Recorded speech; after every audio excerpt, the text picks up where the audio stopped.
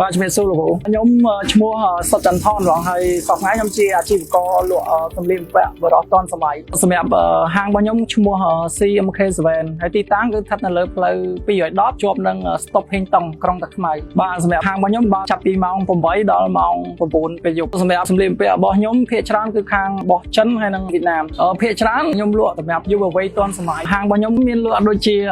ខោកបយអាវសាច់កណាត់អាវយឺតដៃវែងដៃខ្លីហើយស្បែកជើងកតាបមូកខ្សែក្រវ៉ាត់អីចឹងលោកគ្រូភាគច្រើននៅកន្លែងខ្ញុំតែជនដែលគាត់មកទិញនោះគឺសម្លៀកបំពាក់យុវវ័យទាន់សម័យសម្រាប់ភ្ញៀវរបស់ខ្ញុំគឺភាគច្រើនគាត់ទូទាត់តាម KHQR របស់ Acida បាទខ្ញុំប្រើ QR Acida ហ្នឹងយូរឆ្នាំហើយការប្រើប្រាស់ Acida Super X គឺងាយស្រួលរហ័សសុវត្ថិភាពហើយប្រើប្រាស់កាន់តែច្រើនមានអត្ថប្រយោជន៍កាន់តែច្រើនបាទអរគុណច្រើនលោកគ្រូ